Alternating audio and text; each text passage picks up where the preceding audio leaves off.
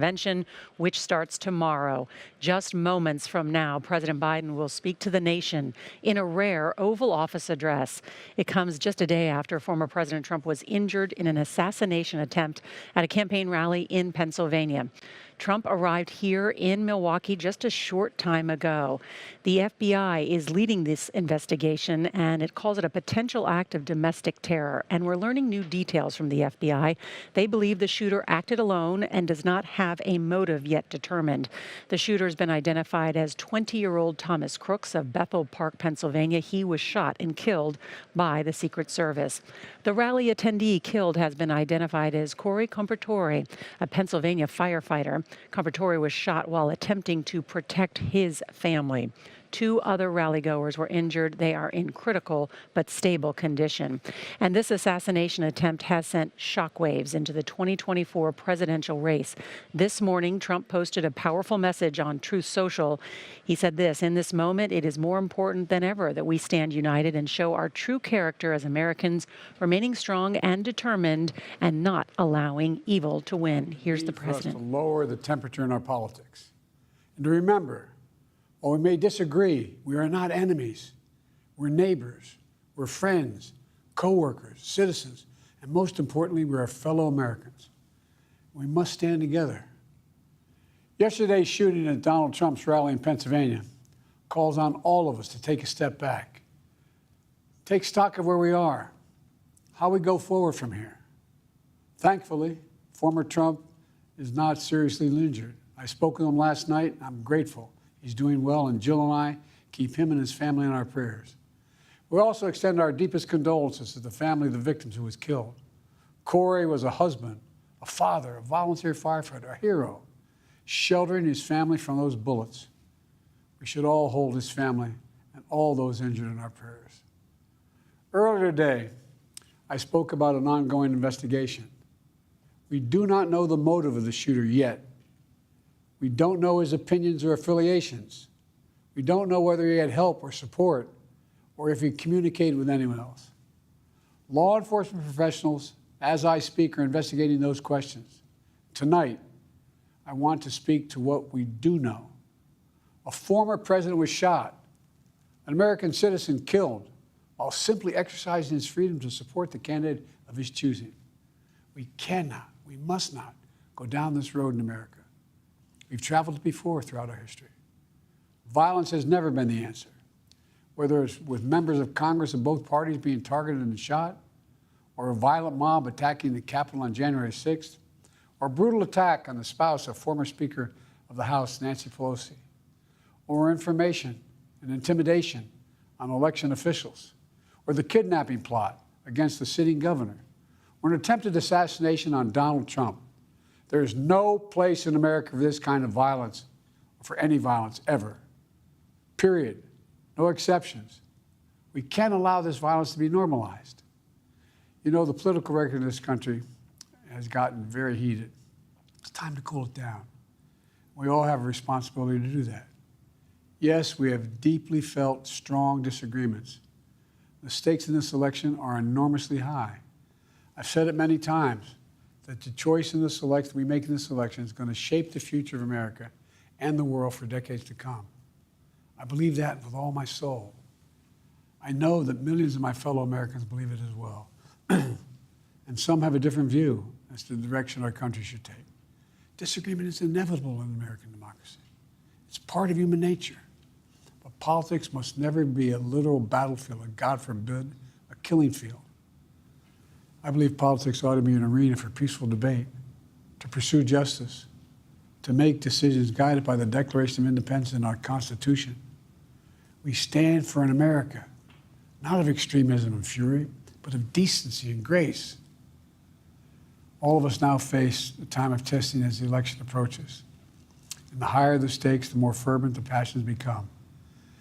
This places an added burden on each of us to ensure that no matter how strong our convictions, we must never descend into violence.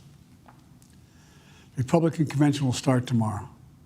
I have no doubt they'll criticize my record and offer their own vision for this country. I'll be traveling this week making the case for our record and the vision, my vision of the country, our vision. I'll continue to speak out strongly for our democracy, stand up for our Constitution and the rule of law, to call for action at the ballot box, no violence on our streets.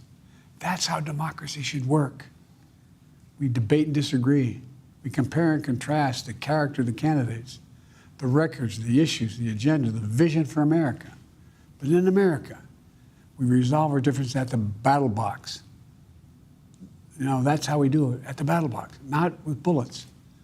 The power to change America should always rest in the hands of the people, not in the hands of a would-be assassin.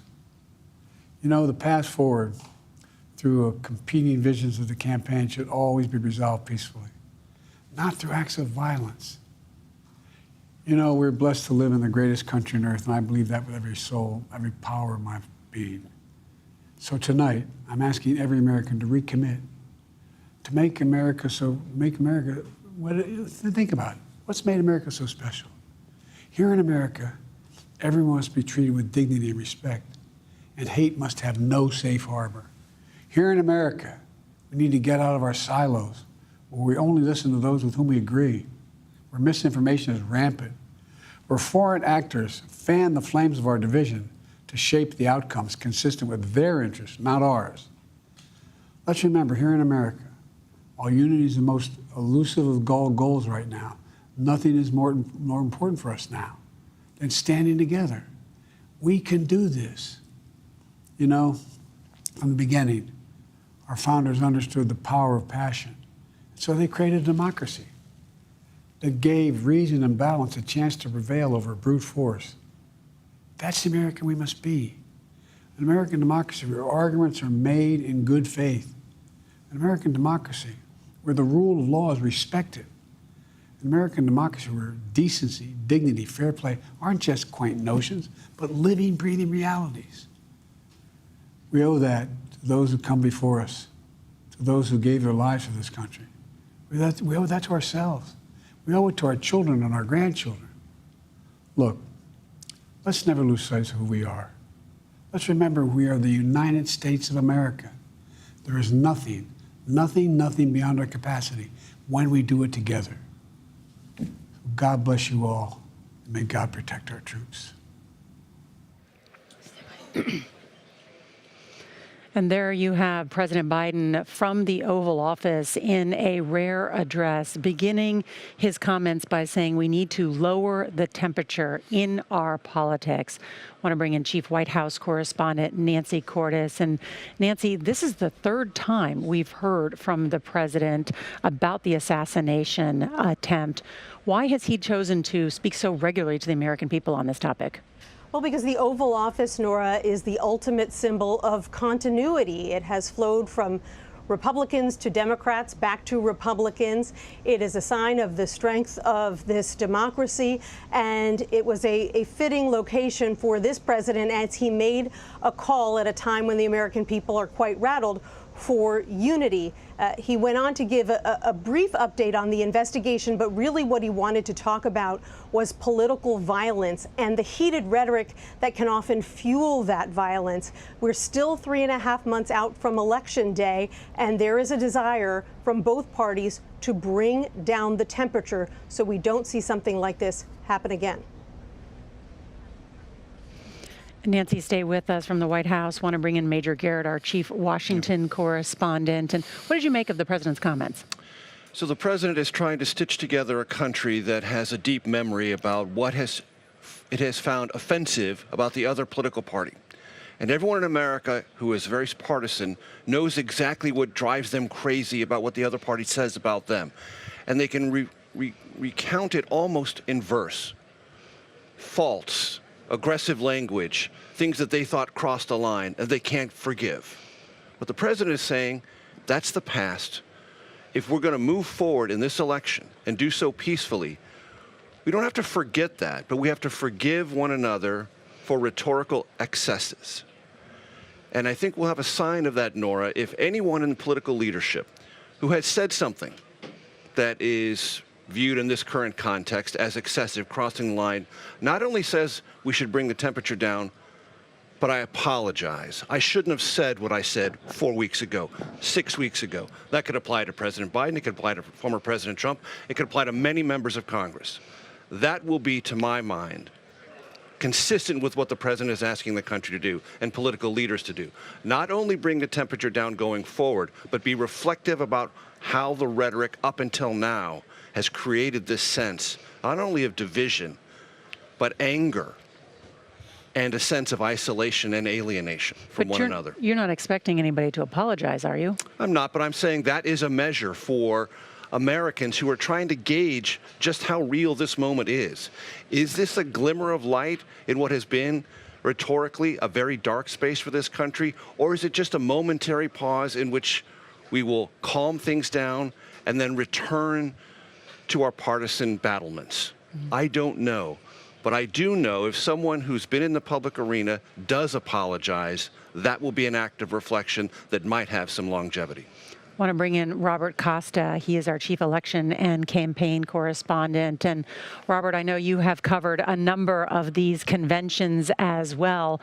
They are generally full of speeches that are full of red meat. You are trying to rile up your most fervent supporters and draw a very sharp contrast with your opponent. Is there any indication that that will change? Nora, good to be with you. This was not a campaign moment tonight for President Biden. It was an attempt to have a presidential moment. I was speaking to confidants of President Biden. They know, as you say, the Republican National Convention begins tomorrow. But they also know if you took just 2 or 3 steps away from the Resolute desk in the Oval Office, what would you see? A bust not of a former president, but of someone who almost became president, someone who ran and died in 1968. President Biden keeps a bust of Robert F. Kennedy, the former New York senator, in the Oval Office. Every day he looks at it, I'm told, and he thinks about Robert F. Kennedy's speech after Martin Luther King was gunned down, Dr. King, in 1968. Robert F. Kennedy spoke to the nation's better angels. He quoted a poet, Aeschylus, as he tried to ask the nation to come together. Biden in the Senate in the 1970s sees assassination attempts against President Ford, sees President Reagan shot in 1981. Someone's for a half century on the American scene watching violence. Violence prompts him into the race. After Charlottesville in 2017, he ultimately wins the presidency in 2020. So this is a moment where a convention is beginning. But it is also a presidential moment where you have the current occupant of the office communicating to the country about an attack on his predecessor, an unprecedented moment and a moment of fragility in the American political system. It's an excellent point, Robert. I want to bring back in Nancy Cordes, who covers the White House.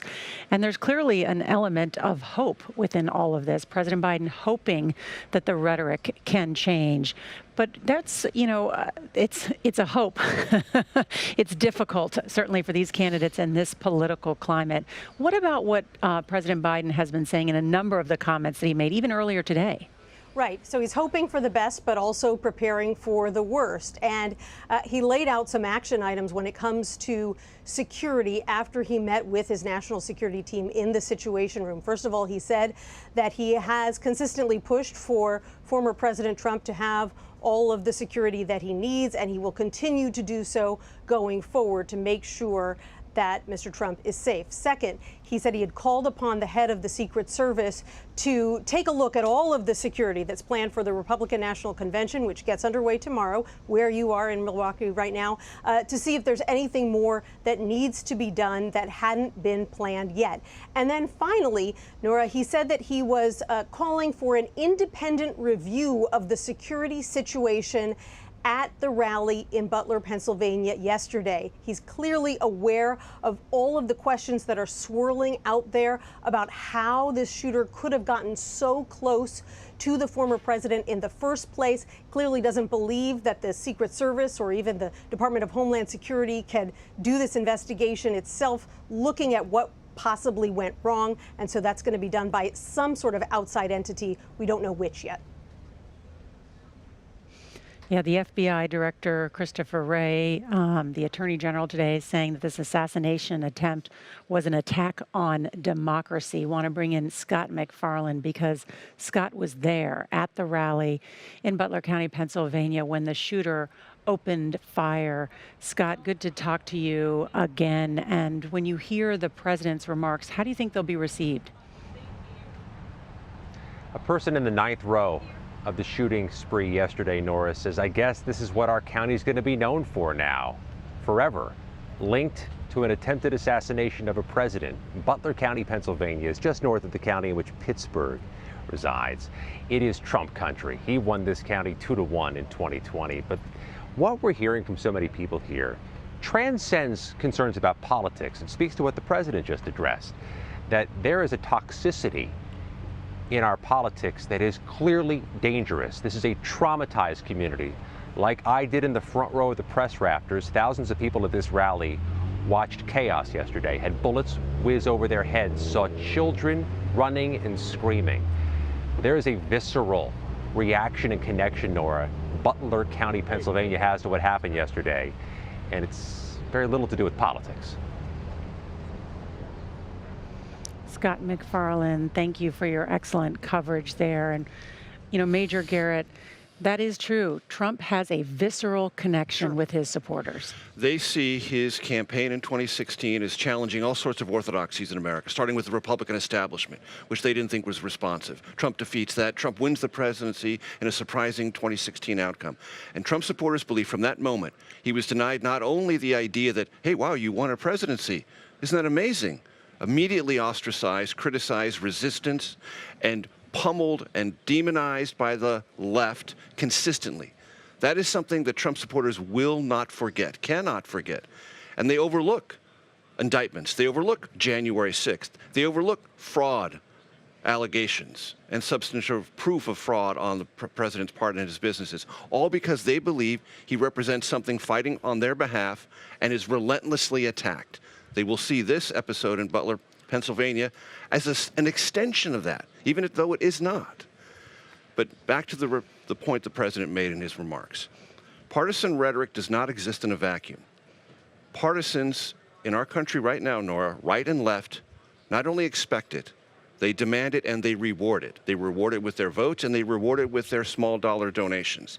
Everyone in the political arena knows that. That level of expectation, that demand curve, for aggressive rhetoric because you're fighting up for something that's so important is part of this equation. We are all wrapped up in that equation. The president tonight is asking us to consider our own involvement in that equation and reflect and possibly start anew. The question is, will this be a turning point in this heated presidential election? Major Garrett, thank you. Ahead, we'll take a closer look at the investigation into the shooting and how it was possible for the gunman to get so close to Donald Trump.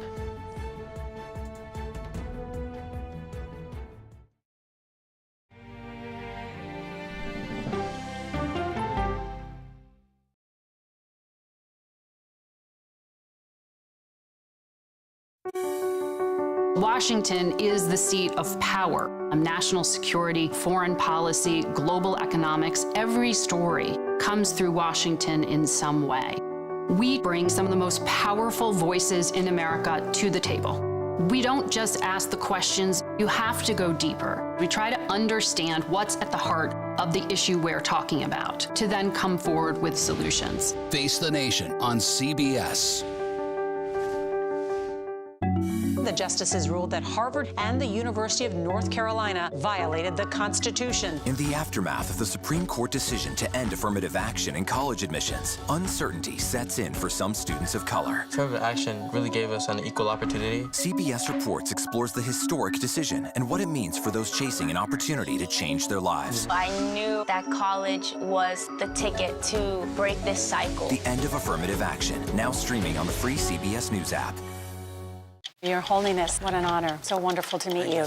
What's it like to have a conversation with the Pope? You're about to find out. When you look at the world, what gives you hope? 60 Minutes takes you inside the Vatican for a rare and extensive interview with Pope Francis.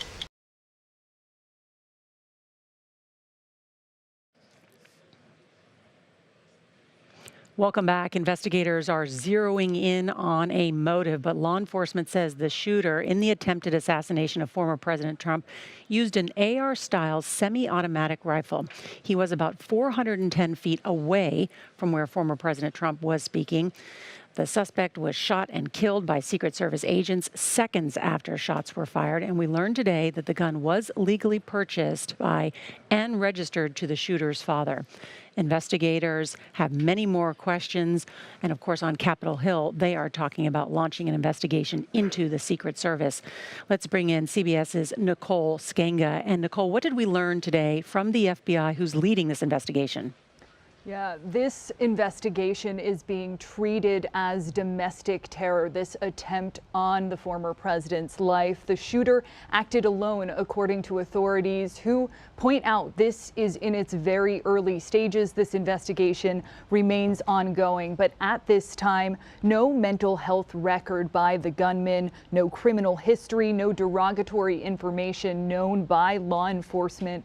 The biggest unknown here, motive. CBS News has learned that the shooter here was a bit of a gun fanatic. In fact, he was part of at least one gun club in recent years. The T-shirt he was wearing during the attacks that unfolded yesterday boasted of a popular firearm YouTube channel. He was described by some of his friends as a shy loner, some of his classmates as someone who was more popular. A bit of a mystery around what he was like at school when he graduated just 2 years ago. Everyone's seemingly shocked by the events that unfolded. Moving forward, law enforcement currently transporting all of the evidence 300 miles southeast to FBI laboratories in Quantico, where they will go through the gunman's phone, trying to unlock it right now. They'll also look at the explosive materials, those bomb materials that were found today in the gunman's residence, as well as in his vehicle. Those are being described by law enforcement officials as rudimentary.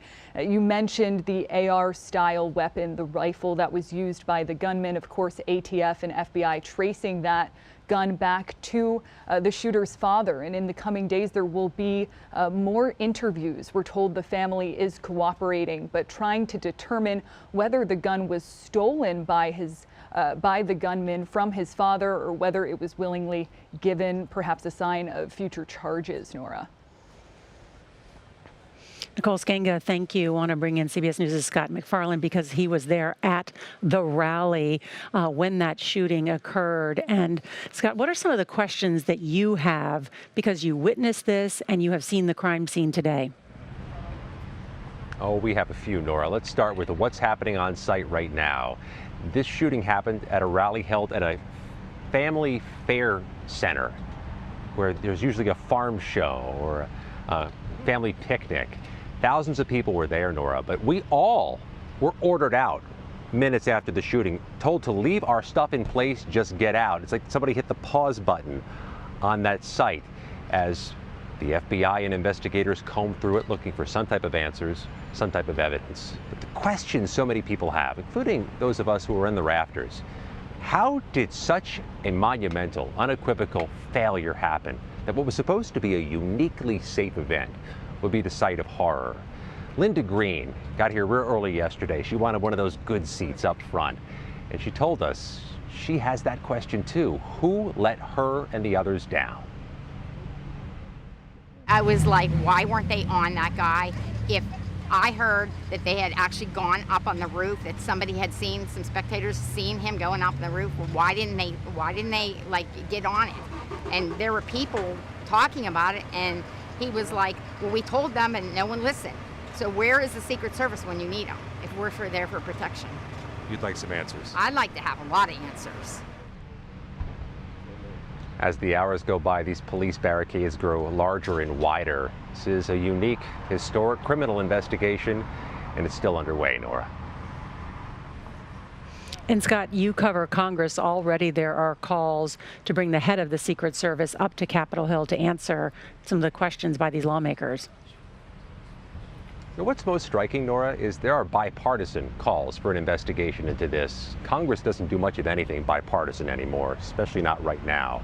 But everybody wants to know who let whom down, what should have been done that wasn't done, and what changes need to be made, even if Congress has to order them and fund them to prevent anything close to this from happening in the future.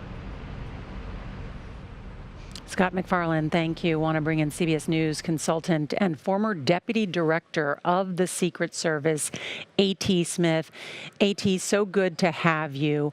Was this a massive security failure? How was that shooter able to get so close?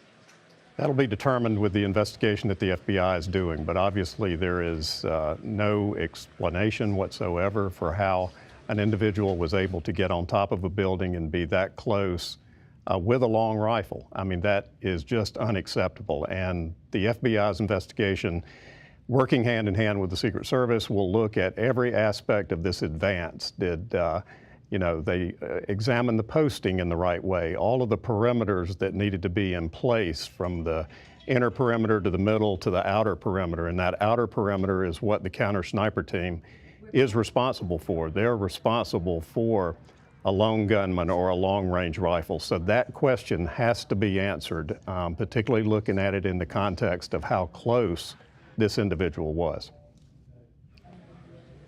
You know, A.T., I spoke with a witness today who was outside of that secure perimeter, as was this gunman.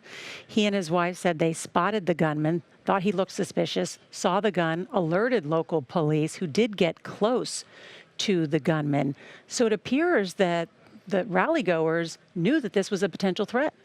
And there again is another problem. You know, the police, obviously, when they're notified about something, they're going to react. But in this scenario, it seemed that the folks on the ground, the participants or those attending, saw more than law enforcement did. And again, that is something that has to be examined, has to be explained on a certain level. So I'm looking for those answers. And again, this is something that will come out of this thorough investigation. You've heard that the president has ordered, obviously, a full review. And I know that the Secret Service will cooperate and work hand in hand with the entities in order to accomplish that, but it has to be explained. A.T. Smith, thank you. Also want to bring in CBS News national security contributor Samantha Vinograd. And Samantha, I know you have worked with the Department of Homeland Security. You're familiar with a number of these issues. What stands out to you now that we are learning some new details today from the FBI? Well, what stands out to me is that this threat of a lone actor or single individual engaging in mass casualty and high-profile violence is what we lived in real time, Nora, 26 hours ago. Lone actors or just single individuals are notoriously hard to detect and hard to prevent from engaging in violent activity. They typically don't talk to other people. This notion that this individual was a loner and didn't have a lot of friends is not surprising. And so it is harder to detect an individual who isn't in communication with others about plotting an attack. That really stood out to me. At the same time, I do want to emphasize we are really talking about two investigations right now. One led by the FBI into the perpetrator, and the other into this cascading set of missteps from an intelligence perspective, perhaps, and from an operational perspective that allowed the former president to nearly miss being assassinated. So we have those two concurrent investigations. At the same time, I am told by law enforcement sources that the online environment today is awash in calls for violence, conspiracy theories, and that is deeply concerning to law enforcement. In the aftermath of a mass casualty and high-profile event, I've worked, unfortunately, far too many mass shootings than I would have liked. There are often calls for retaliatory violence and copycat attacks. So law enforcement is juggling that along with the other lines of effort that I mentioned, Nora. Sam, thank you. I want to bring back in A.T. Smith on that one more time, since you were deputy director at the Secret Service. The FBI indicating today there has been a spike in this worrisome political rhetoric online that could mean more violence. If you're looking at protectees, including the current president, Donald Trump, what do you do? The Secret Service does monitor online activity, particularly when it comes to threats made against protectees. And as Sam said, that has increased over the last few days. It's increased dramatically over the last few years. And that's why the Secret Service initiated this section within headquarters to be able to monitor that sort of activities, whether it's groups making sort of statements or individuals. So they do monitor that. But again, the lone wolf is the one that flies under the radar. It's hard to detect, especially if they don't include their plans with others. And so it's a tough thing. It's an uphill battle, and it looks like that's sort of the profile of this individual. Director Smith and Sam Vinograd, thanks to both of you. Also want to take a moment to show you a remarkable picture captured by New York Times photographer Doug Mills. Look closely. It appears to show a bullet soaring past the former president's head as he stood at the podium during yesterday's rally. This is incredible that you can see this. And of course, Doug Mills has covered presidents for more than 3 decades. And he said, quote, he has never been in a more horrific scene and had never envisioned being in a situation like this. This is one of the most respected White House photographers that's out there, and that he captured this image is just incredible. It's just part of the tapestry as we, as reporters, along with investigators, piece together what exactly happened and what is at the heart of this security failure. Ahead, how Saturday's event unfolded. We'll be right back.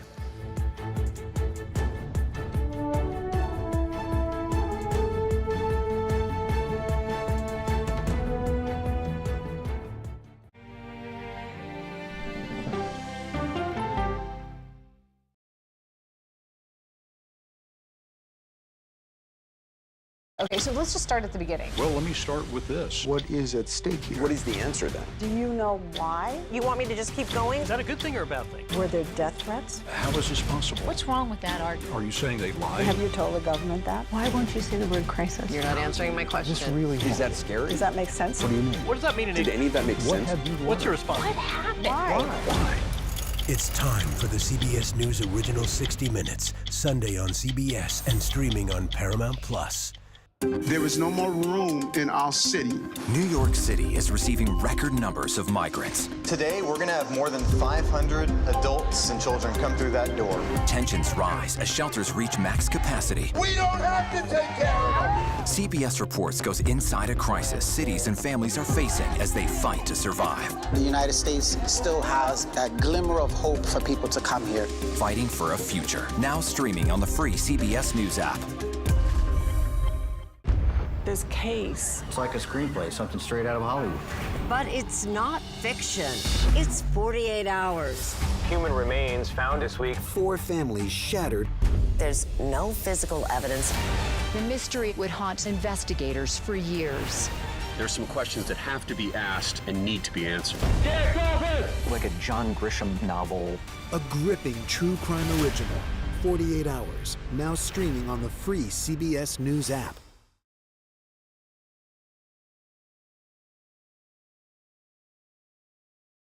Are piecing together the events leading up to the attempted assassination. CBS News' Maurice Dubois takes a closer look at the timeline. Despite 90-degree heat, thousands descended on the Butler Farm Show, about 100 acres used for agricultural exhibitions and a place where Donald Trump has appeared before. Butler County voted overwhelmingly for Trump in 2020, so this was expected to be as friendly a crowd as you'd find in the country. The former president and presumptive Republican nominee took the stage at 6:03 p.m. Hello, Butler, and hello to Pennsylvania. At about the same time, a man was spotted on the roof of a building about 160 yards away. He was carrying an AR-style semi-automatic rifle. Spectators alerted police. We noticed a guy crawling, bear crawling up the roof of the building beside us, 50 feet away from us. So we're standing there, we're pointing at the guy crawling up the roof. And he had a gun, right? He had a rifle. We could clearly see him with a rifle, absolutely. We're pointing at him. The police are down there running around on the ground. We're like, hey, man, there's a guy on the roof with a rifle. And the police were like, huh, what? Like they didn't know what was going on. We're like, hey, right here on the roof. We can see him from right here. We see him. He's crawling. And next thing you know, I'm thinking to myself, why is Trump still speaking? Why have they not pulled him off the stage? An armed officer attempted to check the roof. Michael Sloop is the Butler County Sheriff. He spoke with CBS station KDKA. All I know is the officer had both hands up on the roof to get up onto the roof, never made it because the shooter had turned towards the officer, and rightfully and smartfully, the officer let go. And then what happened next? Well, assuming that the shooter turned his rifle back over towards the crowd and the rally and started shooting. Probably 20 million people. At 6:11 p.m., Mr. Trump was talking about immigration. Then the first 3 shots, which came from his right. Take a look at what happened. Followed by 3 more. And what sounded like an outgoing shot. Video recorded by a member of the audience shows snipers for the Secret Service aiming at something in the direction of the gunman. If you want to really see something that said, take a look at what happened.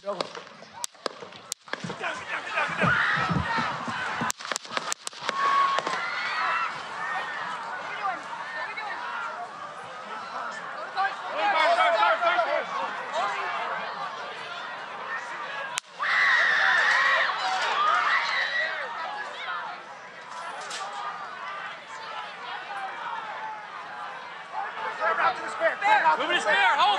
When you're ready. On you. Ready. Move. Up. Move. Go. Up. Hawkeye's here. Hawkeye's here. Move it to the spare. Spare, get ready. Spare, get ready. We ready? Are we good? Shooter's down. Shooter's down. Are we good to move? Shooter's down. We're good to move. We're clear. Let's move. Let's move. We're clear.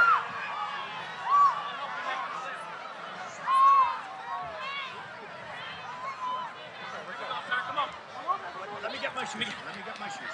I got you, sir. I got you, sir. Let me get my shoes, sir. Hold that in your head. It's bloody. So we got to move to the bus. Let me get my shoes. It took a minute and a half to get the former president off the stage, and as they tried to hustle him to his waiting SUV, he raised his fist several times in defiance and seemed to say, "Fight." Some people in the crowd turned their attention to 3 others who'd been shot. They included Corey Comparator, 50, a firefighter, dad, and big fan of Donald Trump. He had been shot in the head. Josh Shapiro is Pennsylvania's governor. I asked Corey's wife if it would be okay for me to share that we spoke. She said yes. She also asked that I share with all of you that Corey died a hero. That Corey dove on his family to protect them last night at this rally. Corey was the very best of us. May his memory be a blessing. 2 other people were critically wounded. CBS News has learned one of the victims is in a medically induced coma. Trump was treated at a nearby hospital for the wound to his ear. At 8:42, he posted on Truth Social, "I was shot with a bullet that pierced the upper part of my right ear. I knew immediately something was wrong in that I heard a whizzing sound, shots, and immediately felt the bullet ripping through the skin. Much bleeding took place." President Biden made a statement in Delaware. There's no place in America for this kind of violence. It's sick. It's sick. It's one of the reasons why we have to unite this country. We cannot allow for this to be happening. We cannot be like this. We cannot condone this. Mr. Biden returned to the White House, where he was briefed on the assassination attempt. This morning, the FBI identified the gunman as Thomas Matthew Crooks. He was 20 years old and lived about 50 miles from the rally site in Bethel, Pennsylvania. He'd graduated with an engineering degree from a community college, but worked at a nursing and rehabilitation center. He was a registered Republican. A classmate told CBS News that Crooks had tried out for the high school's rifle team but failed to make it. Throughout the night and morning, investigators searched Crooks' home and car, where they say they found explosive devices. This afternoon, former President Trump released another statement on social media.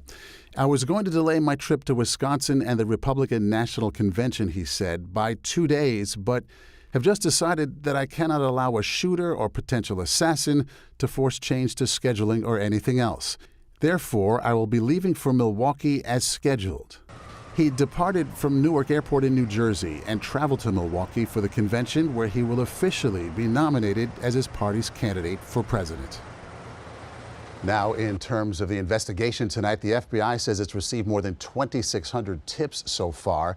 Investigators are now working on that timeline in reverse now, if you will, from the shooting and all the moments leading up to it as they dissect the would-be assassin's life in the days and months prior to July 13th. Nora. Maurice Dubois, thank you. Coming up, former House Speaker Kevin McCarthy joins us here in Milwaukee after speaking with Donald Trump today.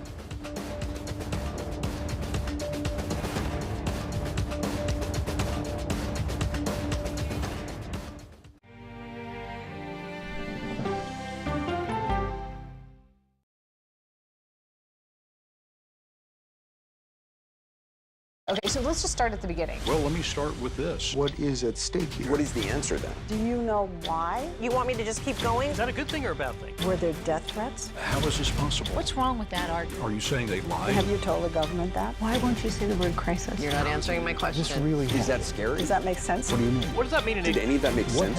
What's your response? What happened? Why? It's time for the CBS News Original 60 Minutes, Sunday on CBS and streaming on Paramount+. There is no more room in our city. New York City is receiving record numbers of migrants. Today, we're going to have more than 500 adults and children come through that door. Tensions rise as shelters reach max capacity. We don't have to take care of them. CBS Reports goes inside a crisis cities and families are facing as they fight to survive. The United States still has that glimmer of hope for people to come here. Fighting for a future. Now streaming on the free CBS News app. This case. It's like a screenplay, something straight out of Hollywood. But it's not fiction. It's 48 hours. Human remains found this week. 4 families shattered. There's no physical evidence. The mystery would haunt investigators for years. There's some questions that have to be asked and need to be answered. Like a John Grisham novel. A gripping true crime original. 48 Hours. Now streaming on the free CBS News app.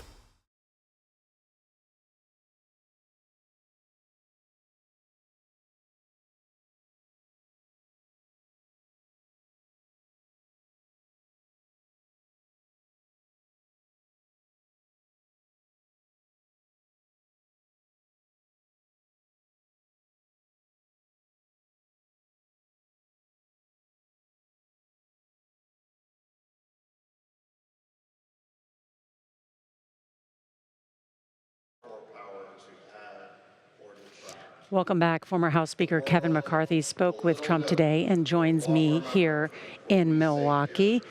Good to see you. Well, thanks for having me. How was Donald Trump today? You know, what's so amazing, he came so close to losing his life last night. And he's upbeat. We talked about it. He talked to me about hearing the sound of the bullet slashing through his ear. But then he was in total Trump form, where he was educating me that, you know, there's a lot of blood within the ear. Kevin, you might learn this because you got big ears, you know, kind of humorous. But I could tell anybody that's been through it, it's got to change him somewhat, the sound of when he went through. But then he really wanted to thank those who had prayed for him. He was worried about the family, who the individual had died, coming to his event. But he was looking forward to coming up here in Milwaukee. Did he seem shaken at all? Not what you would thought of. No, I think he's been through so much in life. I mean, even if you take the last year, I don't know of any person that could go through indictments, trials, trying to thrown off, and now this. I mean, he has more fortitude than anyone I know, and to compartmentalize this. But this is a moment in time, though, I think will affect him in somewhat. You cannot be that close to losing your life, be in a situation where someone shot 8 bullets, where somebody in your own rally got shot, that it doesn't affect you in some manner. How do you think it changes this presidential race? I don't know politically where it's at. I think seeing how he dealt with that, if I'm just an average American citizen, I'm sitting back, how would my commander-in-chief act in a time of turmoil or others. I mean, I think he showed it's not something you script or others, but that picture of him standing up with a bloody face, a fist in the air with American flag behind it, that's an iconic picture that I think will last a generation. And I think people will look if they make a decision on leadership, it'll be no question. I think this is an opportunity, much that Reagan had, where you had Reagan Democrats. I think you're going to find people looking at Trump that maybe have never voted for a Republican before. You were Speaker of the House on January 6th. We spoke that day. We were live on the air for more than 10 hours or so, and I remember our conversation vividly because you called on the president to come forward, come out before the cameras and ask for the violence to stop. And you said this should be a moment that brings us together, not divides us. But it's almost like the rhetoric's gotten hotter since then.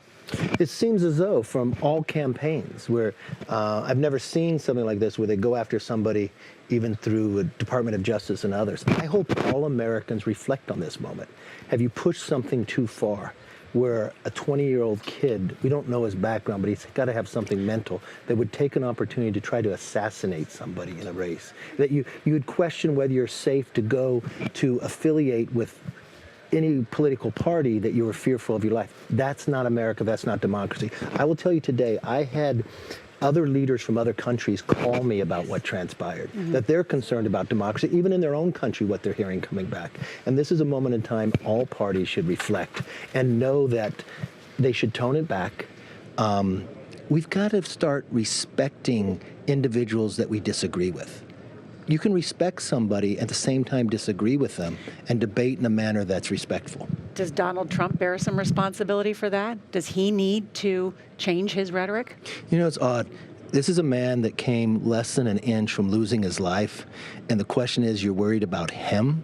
I think when I look at all Americans, I mean, I don't know that I look at our current president that less than 2 weeks ago said you put a bullseye on Donald Trump. What I'm trying to be is a fair American to tell everybody to dial back. I think anyone that gave any rhetoric has some responsibility to where this country has gotten in the last couple of years when it comes to politics. And did you say that to Donald Trump today? Did you say, look, we need to think about the kind of rhetoric that we have here. We can set a standard here. My call today with the president, with a man that came so close to losing his life, wasn't about that. It was a concern for him personally. And I'm amazed that he's here today. He doesn't push anything back. What it shows to me is what Donald Trump really values. It's not about him. It's what he wants to do for the country. And think about it. Anybody who runs for president, though, the fear that they could have, he could do a lot more in life. He could be very happy at Mar-a-Lago, but he's willing to risk that even when his own family's concerned. And so I think if you watched Donald Trump through this whole campaign, I think this is a new Donald Trump that is more disciplined, that is more focused, that understands what it matters for this country for the next 4 years. And I think you'll see something much different probably here Thursday night than you've seen in the past. And we may see him even before Thursday night. I think so. Kevin McCarthy, the former Speaker of the House, thank you so much for being with us. We appreciate it. Thank you. And ahead, when we come back, what's next for the candidates, the campaigns, and the country? Our political team on how this shooting changes everything.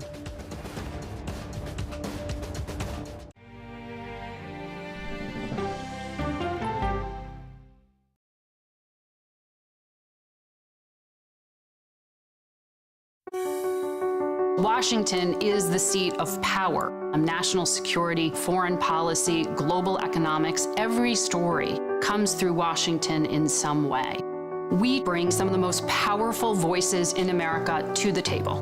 We don't just ask the questions, you have to go deeper. We try to understand what's at the heart of the issue we're talking about, to then come forward with solutions. Face the Nation on CBS. The justices ruled that Harvard and the University of North Carolina violated the Constitution. In the aftermath of the Supreme Court decision to end affirmative action in college admissions, uncertainty sets in for some students of color. Affirmative action really gave us an equal opportunity. CBS Reports explores the historic decision and what it means for those chasing an opportunity to change their lives. I knew that college was the ticket to break this cycle. The end of affirmative action, now streaming on the free CBS News app. I'm a voracious consumer of information and news. I am constantly curious and constantly want to learn. I know I personally want to know the basic facts of every issue and to press into the heart of the matter.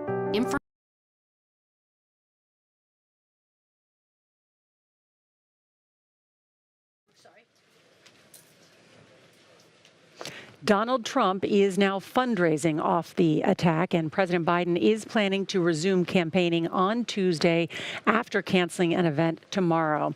The FBI said today that threats of political violence are increasing. They are monitoring online chatter. I want to bring in our political team for a look at what this means for this presidential race. Let's start with Robert Costa. And Robert, what are you hearing from the Trump campaign tonight?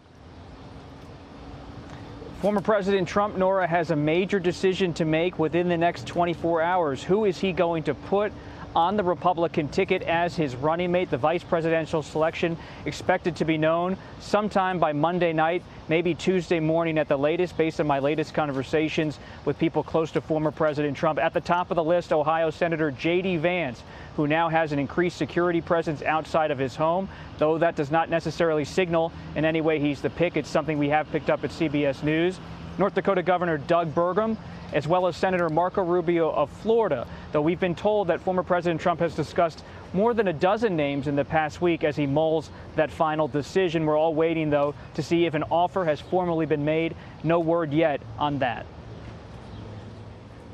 And Robert, one surprise, Nikki Haley, the former UN ambassador who was campaigning hard for the Republican nomination, recently released her delegates, was not expected to speak here, is now slated to speak. What does that tell us? I was with former Ambassador Haley when she was in the final days of her campaign. She was making overtures to traditional Republicans, and many of them across the country continued to vote for her in Republican primaries, even after she suspended her campaign. For her to come to this convention, not just to release her delegates, but to give a speech, is a real boost for the Trump campaign at a crucial time where they want to consolidate Republican support across the country, especially those Republicans who might be wary of former President Trump's conduct, thinking about his legal challenges in particular. Robert Costa, thank you so much. Now I want to bring in senior White House and political correspondent Ed O'Keefe and our chief Washington correspondent, Major Garrett. Ed, on that note, Trump is now fundraising off of this assassination attempt. What are the pitches?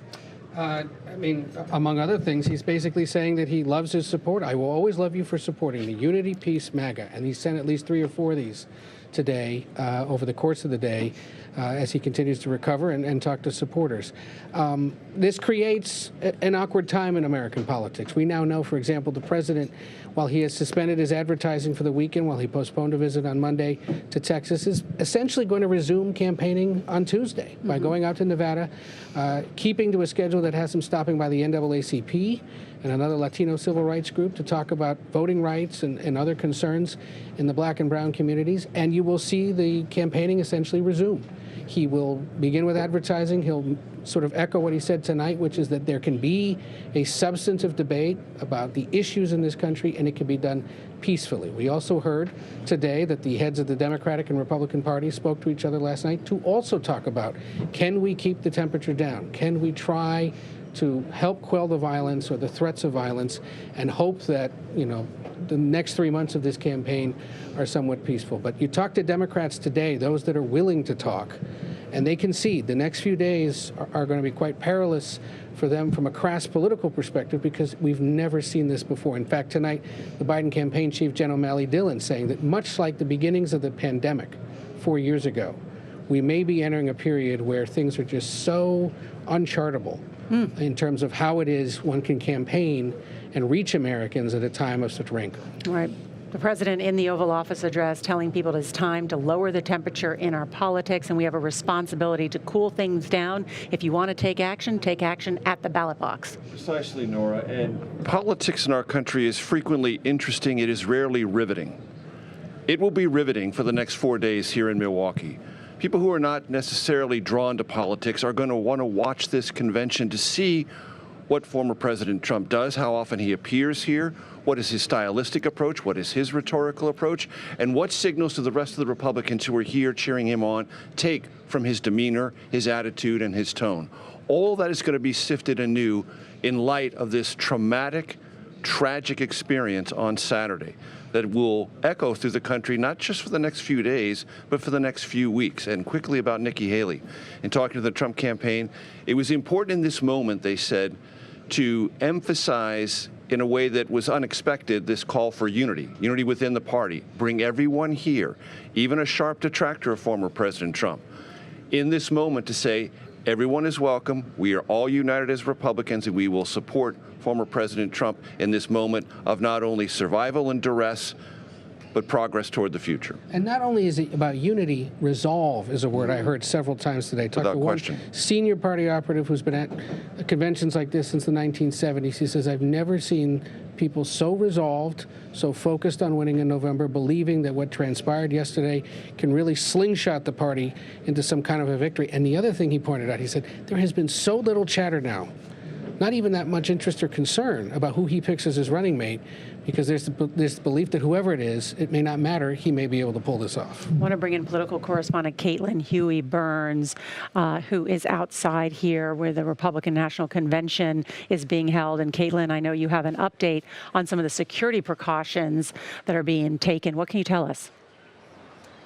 Yeah, Nora, as you can see behind me, there are barricades up, and there are 2 security zones guarding this area. What you see behind me, that's what's known as the red zone or the hard zone. That is protected by Secret Service. Where I'm standing is still part of the broader security perimeter outside the convention, but this is what's known as the soft zone or the yellow zone. What's significant here, Nora, is that Wisconsin is actually an open carry state, and firearms are allowed where I'm standing right now. They are not allowed behind those gates behind me because that's protected by Secret Service. But Wisconsin state law prohibits the city of Milwaukee or local jurisdictions from banning firearms. The Secret Service protects that area, so they are not allowed there, but they are allowed here. And that has come up. I was at a Secret Service briefing earlier today, and the Secret Service overseeing this convention where about 50,000 people are expected to come said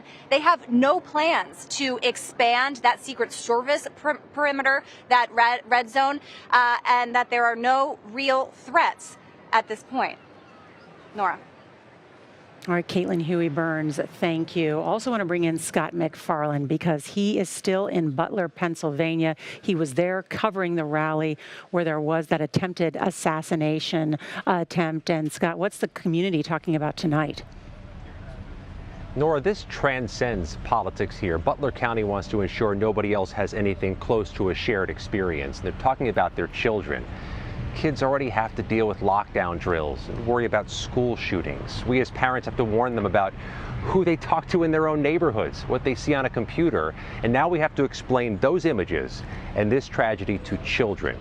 There's talk about summoning our better angels. It is modeling better behavior for our children and ensuring they don't have this worry too. They should be enjoying the joyful periods of their lives. Scott McFarland, thank you for your coverage over the past day. We appreciate it.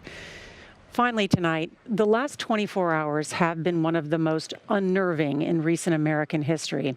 A presidential candidate, the victim of an assassination attempt. This is something many have never witnessed before. On Saturday, the political rhetoric turned violence.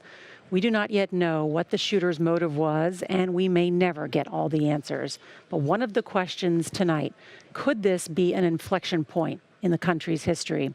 For 2 sides of the aisle who may not agree on much, there's one theme we've seen since last night's events. It's time to turn down the heat on the rhetoric, with both candidates for president calling for unity. Now, earlier tonight in a rare Oval Office address, President Biden called on Americans to cool tensions. He told voters to come together and resolve differences at the ballot box, not with bullets. With 114 days left until the election, some lawmakers are reminding the country it is important to remember we are Americans first, not Democrats, not Republicans, Americans. Our coverage is going to continue on CBS News 24/7, your local news, and for those of you in the West, on a special edition of the CBS Evening News. And stay with us right here throughout the week. We are going to have full coverage of the Republican National Convention every night at 10 o'clock Eastern right here on CBS. So let's just start at the beginning. Well, let me start with this. What is at stake here? What is the answer then? Do you know why? You want me to just keep going? Is that a good thing or a bad thing? Were there death threats? How is this possible? What's wrong with that argument? Are you saying they lied? Have you told the government that? Why won't you